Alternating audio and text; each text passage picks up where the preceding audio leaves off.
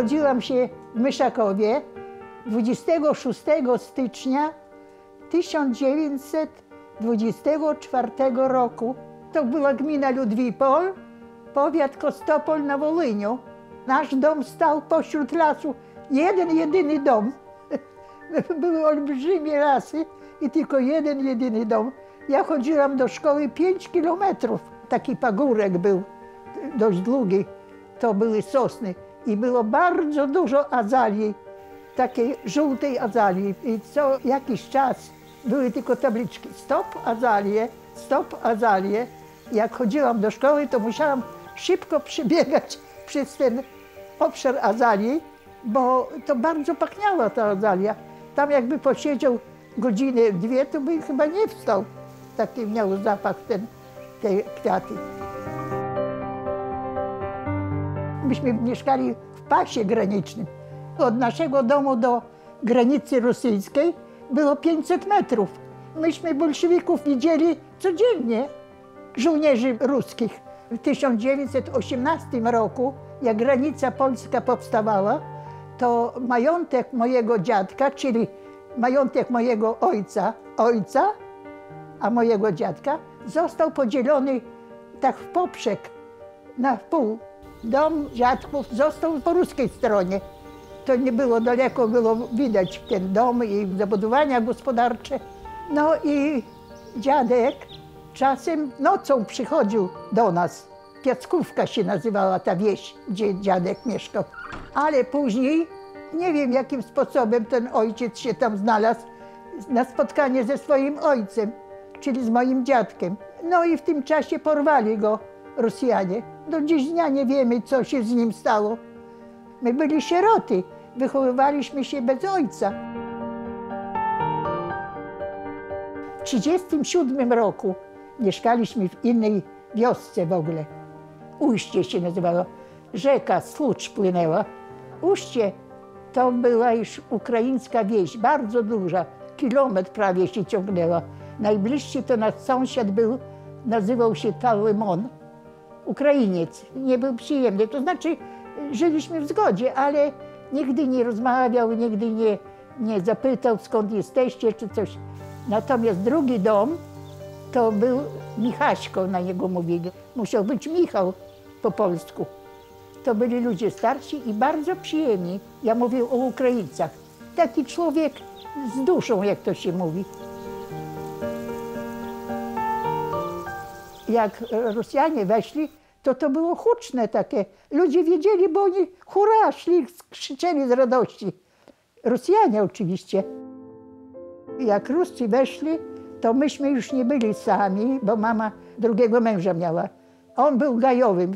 Ojczym mieszkał blisko właśnie przy Słuczy, przy rzece. I właśnie przy tym ujściu był duży most. I oficerowie byli Ruscy na tym moście. Taki Ukrainiec przyszedł do oficera i mówi: towarzysz kapitan, Polakom nada всех wyryzać. Wszystkich wyrżnąć trzeba, wybić. A ten mówi: a za co? Za co? A on mówi, że oni ich gnębili, że Polacy Ukraińców gnębili. No i w każdym razie Ukraińcy od tego czasu zaczęli jakoś szurać tak do Polaków.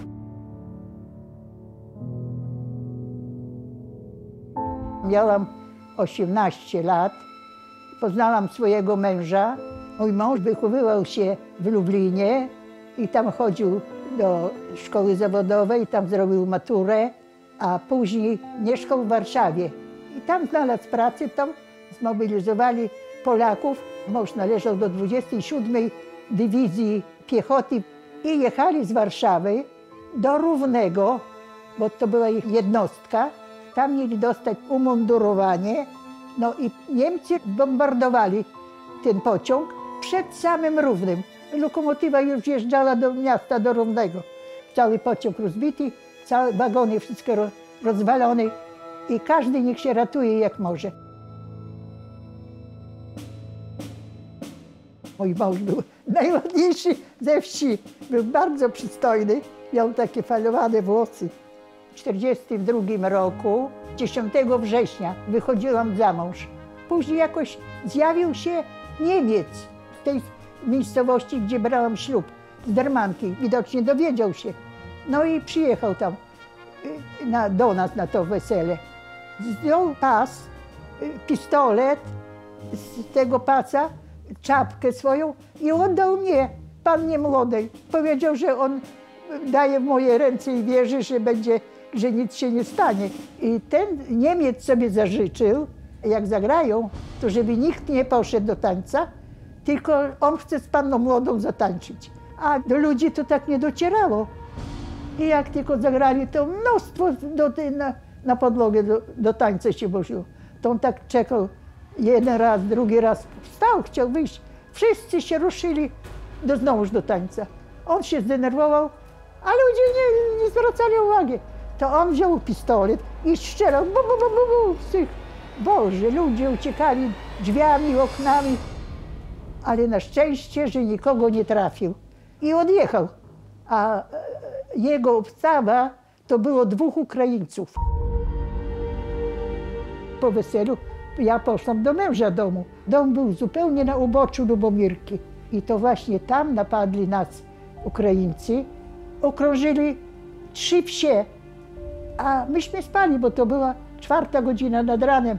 Ktoś biegnie na dworze i krzyczy: uciekajcie, uciekajcie, bo mordują.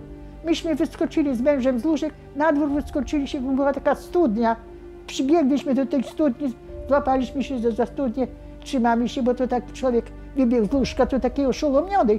Tu patrzymy, dom się pali, gdzieś tam uciekliśmy do zboża. Położyliśmy się twarzą do ziemi, a zboże już było wysokie, bo już miało klosy. Usłyszeliśmy jakieś głosy, gdzieś dalej od nas, dalej, nie blisko, głosy męskie. To upadli wszyscy na ziemię i modlili się szeptem i głośniej. To było tak straszne, że człowiek w ogóle sobie nie zdaje sprawy, tak normalny człowiek. Żeby dojść do tej Słuczy, to widzieliśmy mojego stryja.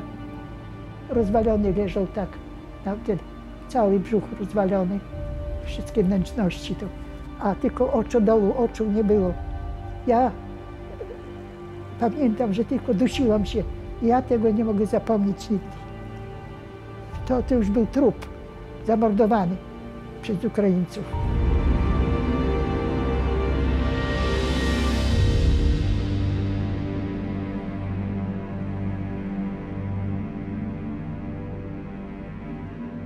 Musimy uciekać, bo nie ma wyjścia.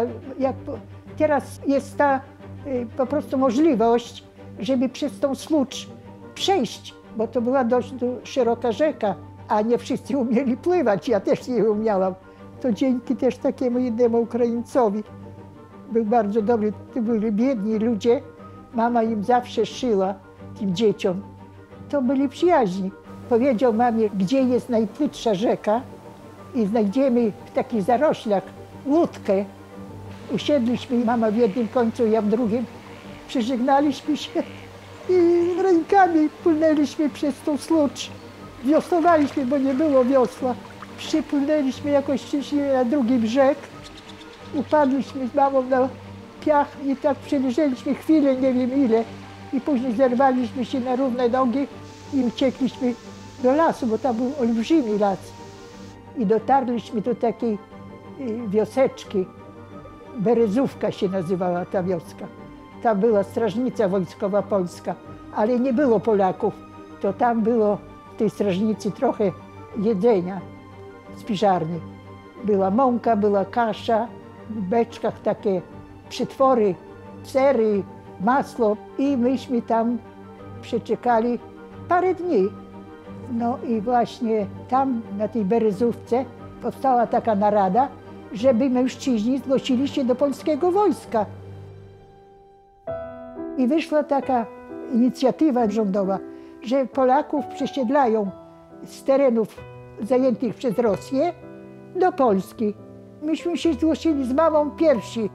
Jechaliśmy przez miasta, ja tylko pamiętam Bytom, Strzelce Opolskie, bo tam był taki most i mało mnie nie zabił ten most, że mało się nie straciłam, bo wysiadłam z wagonu i pociąg odjechał, a ja nie zdążyłam wsiąść do wagonu. ale wyciągnęli, podałam ręce, wyciągnęli mnie do wagonu. Przywieźli nas tutaj między Brochowem a Wrocławiem.